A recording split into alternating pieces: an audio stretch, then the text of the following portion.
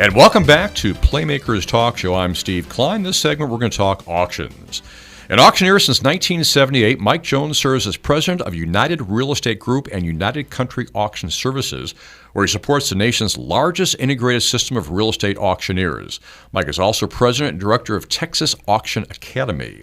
United Country has over 700 offices in 45 states with 4,000 associates. Mike provides United Country auctioneers with cutting-edge and industry-changing processes to enhance their individual company's performance and to offer a wide range of marketing and technology services as well as project assistance.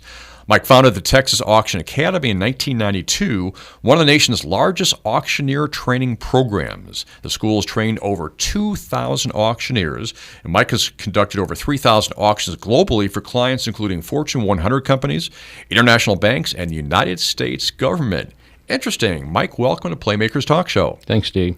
Well, you've been an auctioneer since 1978, but the bug hit you in 1966. Tell us that story. Well, my grandfather was a big auction fan, and so that was kind of his entertainment.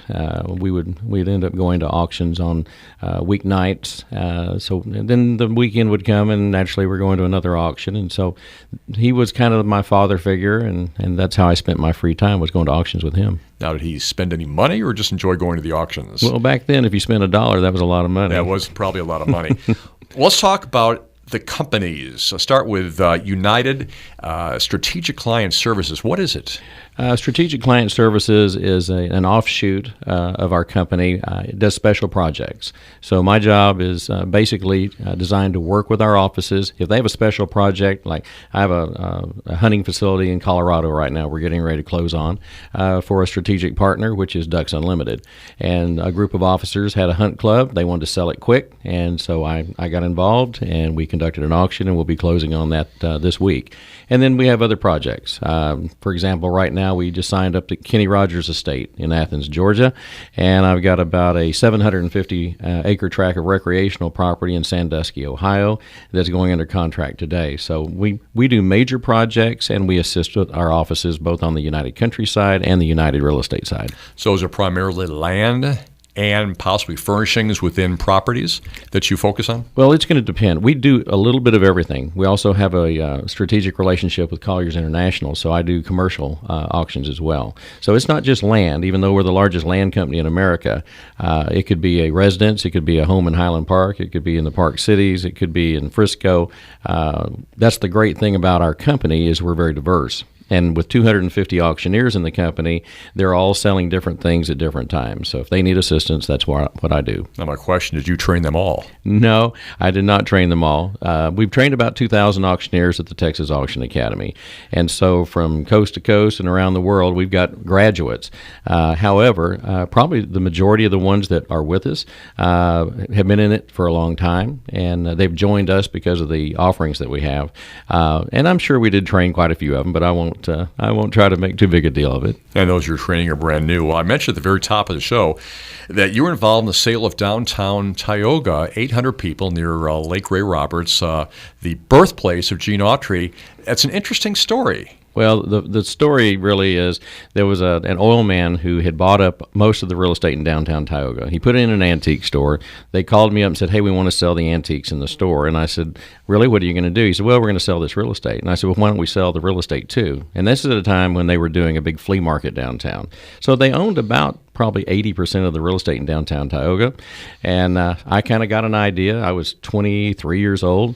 And so I put up a 9,000 square foot tent in the middle of the square and charged $5 a head to get in. And so we kind of did a P.T. Barnum kind of deal, filled it up with antiques, and had a barn burner. And it was carried worldwide. I've got clippings that were sent to me from England and everywhere else. So, and that was Gene Autry's birthplace. And so that made it very interesting at a time when the Angels were in the playoffs. So it was a very interesting day. We had Steve Croft with CBS, with 60 Minutes. At that time was just a cub reporter, and he was covering the sale, and there was a grass fire in downtown. So it was crazy. It really was. Wasn't there a rest of the story after the whole thing was completed? Well, you had to ask the rest of the story. Rest of the story. Yeah, there was a guy from Houston that came in. He professed to be well-to-do, and he put on a good show. He did give us some down money, and but then his check bounced, and so the bottom line is we did not close on downtown Tioga. The property ultimately did sell, but we had the FBI involved. They did a sting operation on him down in Houston, and he turned out to be a bad guy. But what it did for me is it gave me an experience level that most people don't have at that age, and so it changed the way that I qualified my sellers and buyers and knew a little bit more about them. So yeah, that was one of those life learning lessons. And when you're that young working with the FBI, that does figure into what you're doing. Yep. You teach auctioneers. We talked about that. You have your own auction academy, and that website, I believe, is Texas Auction Academy. Something I found about you is a quotation from you. We're a business school, a life school. We just happen to teach auctioning. We want to teach people to give back to the world to pay their contributions forward. Talk about that and how that fits in with your philosophy and culture for the company. When people come to the auction school, they have a perception of why they're there. Either they're having a life change, it's something they've always wanted to do. I remember one guy I met years and years ago in auction school. He had been on the Katy Railroad. He was a caboose operator for like 50 years, and he said he used to sit in the back of the caboose, and he was from Denison, Texas, and he rode around the back of that thing, and he dreamed of becoming an auctioneer. Well, he finally retired from the Katy Railroad, and in his 80s attended auction school. 80s? He never became an auctioneer. He did get his diploma, and he kind of lived vicariously by coming to my auctions. And so, it was a dream. But what we try to do at our school is we want people to look at the bigger picture. It's not all about you. It's about your sellers. It's about your buyers. And it's about the good things you can do in your community, because we've proven over the last almost 40 years that if you give back to the community is going to give back to you. And I always had my mindset always was, if you don't forget where you came from, you've always got a place to go back to. Absolutely. And your auctioneering is important, but I would think it's more their personality coming out, working with people, to developing relationships. And as you're talking about giving back to the community as a part of our relationships too, I mentioned at the very top that you have found a way to combine auctions, real estate, and philanthropy. Mm-hmm. And you just mentioned that. So expand on that just a little bit. Well, I'll give you an example. We during the auction school process, we end the school by having an auction. And it's an auction that's within the walls of the school. We don't really invite the public to it. So the students donate the items, and they purchase the items with just a few people as guests, like instructors and things like that. So we've raised as much with 30, 40 people. We raised $40,000, $50,000. Wow. And, our school has donated over $150,000 to $200,000 to both St. Jude Children's Hospital in Memphis and Texas Scottish Rite here in Dallas. They're our preferred charities. And so we just, believe that if I can if I can influence you to be good in your community and give back, then it's going to affect 10 more and 10 more. It's the 10 rule. And but I also do a lot of events here in Dallas. We did the American Cancer Cattle Barons Ball for 7 to 10 years, and we do Houston Cattle Barons now. We do the Dallas Zoo we've been doing that a long time. We do the San Antonio Zoo. And like I told somebody on the airplane the other day, I was in New Orleans for a ribbon cutting, and the guy says, "What do you do for a living?" And I said, "Well, I sell real estate at auction. We sell real estate traditionally, and if there's a sick kid or a sick cat or a dog, I'm probably there." You mentioned the Dallas Can Academy when we were talking before the show started. Mm-hmm. That's something you do on a regular basis? Yes. We've had the contract with Dallas Can Academy, which is now Texans Can. That's their new trade brand in America. They brought me in about 6 years ago. They wanted some advice. They needed an advisor to come in and give them an overview and kind of a makeover. They really needed a white paper written. So I went in with a friend of mine, and we kind of told them what they needed to do to improve their facilities. And before the thing was over with, they said, "Would you be interested in doing the auction?" Well, I had placed the auctioneer that they used previously for 16 years. And so I thought, well, you know what, that might be kind of fun. And so here we are 6 years later, and 50 weeks out of the year I sell cars for Texans Can Cars for Kids, and we'll sell about 200 every Saturday morning.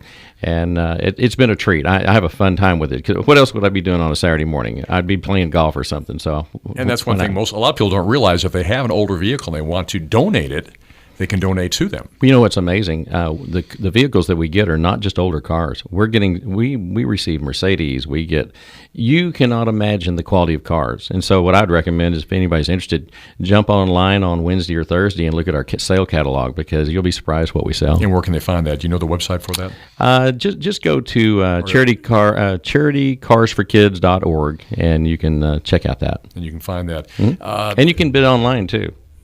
So if they want to register and get online, they can bid remotely from their home or anywhere in the state. Going back to auctions, one of the things you teach your students, 16 sailors sailed the Mississippi in 1666. Actually, Steve, and it goes faster than that. Well, it's 66 sailors, and the key. This is the hardest for most auctioneers. The number 6, because it's almost like you have a lisp. Yeah, I guess it would be. Oh, it's tough. And so 66 sailors sailed the Mississippi in 1666, and then you just kind of pick up the tempo, and it's 66 sailors sailed the Mississippi in 1666. And you just keep on trucking. So essentially what you're doing is helping them be able to get to the point where they can pick the tempo and still be understood. The key to this is rhythm, and you've got to be able to enunciate well. And the very best auctioneers that can sell anything, here's the key here. There's market auctioneers, and there's auctioneers that do more public sales, whether it's an estate or they work for Christie's and Sotheby's or one of the art auction houses, or in real estate as well. That's usually a slower tempo. And then the market guys, they're running 100 miles an hour, and that's in cars and cattle. What I'm trying to do is teach people to do any or all of those types of sales. So you can flip the switch, you can slow down and fit be it great. To the personality of that group. Yep, and we've got some auctioneers, and fortunately I've been blessed to be one of those people that knows how to flip the switch. And like next week or two, we'll be doing SPCA of Texas. We have that going on, and Operation Kindness. We do all of their stuff with the No Kill Shelter, and so that's an entirely different crowd than, say, your Mannheim Auto Auction. And I've trained probably half the people at Mannheim Auto Auction, and we actually take our classes to Mannheim and let them see firsthand what they're getting into. So in the last just under 40 years, what do you estimate the number of auctions that you've called? Well, it's well over 3,000 now. We use the number 3,000, but we're probably pushing close to 4,000 now. So, yeah. Well, tell everybody what websites they can check for United Group and Texas Auctioneer Academy. Okay. Well, for the auction school, it's www.texasauctionacademy.com. And then for our real estate, our SCS brand, which is our specialty group, that's united-scs.com.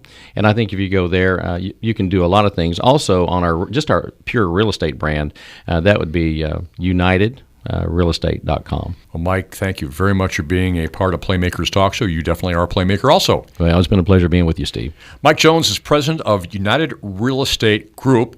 And prior to Mike, we had Sam Darwish, CEO of Skinny